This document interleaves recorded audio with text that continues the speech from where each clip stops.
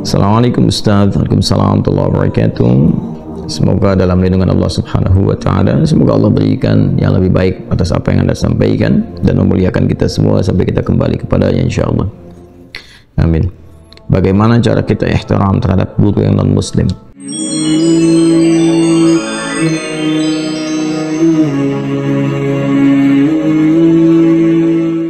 Bismillahirrahmanirrahim. Assalamualaikum warahmatullahi wabarakatuh. Sahabatku semua, alhamdulillah nyimak dan ngaji bareng lagi kita di channel ini. Semoga kita selalu dalam lindungan Allah Subhanahu wa Ta'ala, serta Allah kucurkan keberkahan, kecukupan rizki, kesehatan, semua untuk beribadah kepada Allah Subhanahu wa Ta'ala. Amin ya rabbal alamin. Sebelum kita mulai nyimak kajiannya, seperti biasa, jangan lupa klik tombol subscribe, like, dan share-nya ya, agar silaturahmi kita tetap terjalin. Mari kita simak dan dengarkan kajiannya. Insyaallah, pertanyaan yang sangat baik.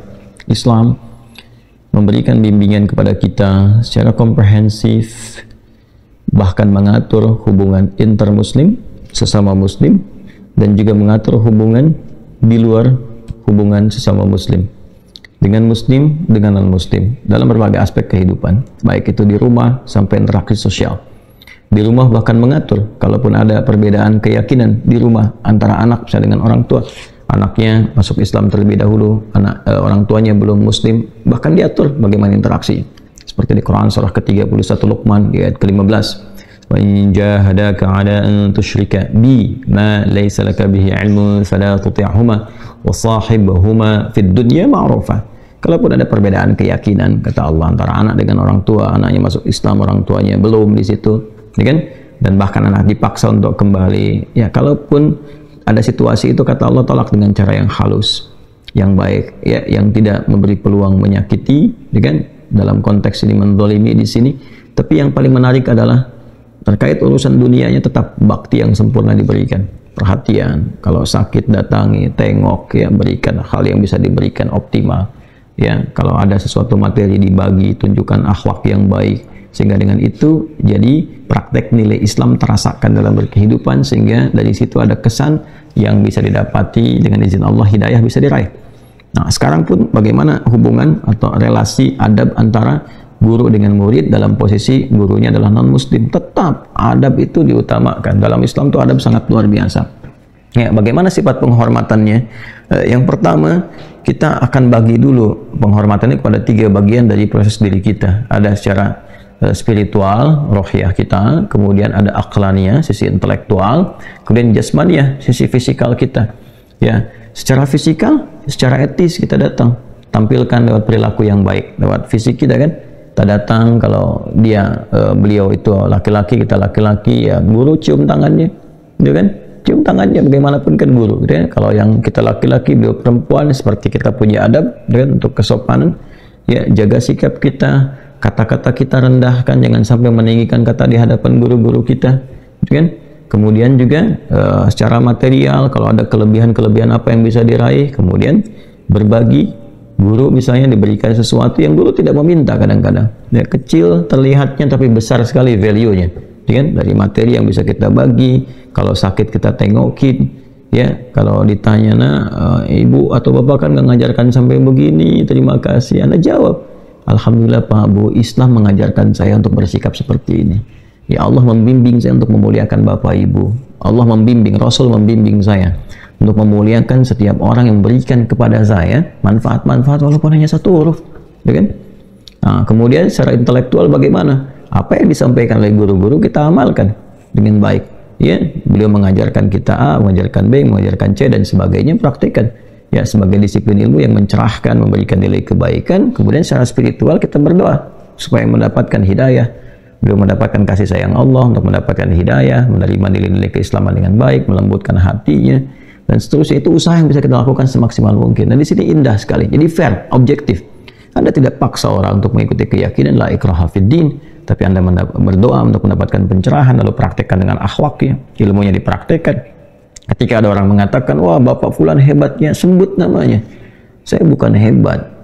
Allah memberikan amanah kepada Ibu Fulan, Bapak Fulan yang telah mengajar saya seperti ini. Jadi kalau Anda melihat saya seperti ini, tuh jasanya Bapak Fulan, Ibu Fulan, undang beliau.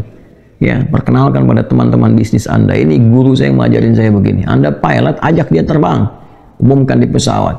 Ya, Anda sampaikan gitu to all passengers, ya, untuk semua yang hadir pada sesi ini gitu kan.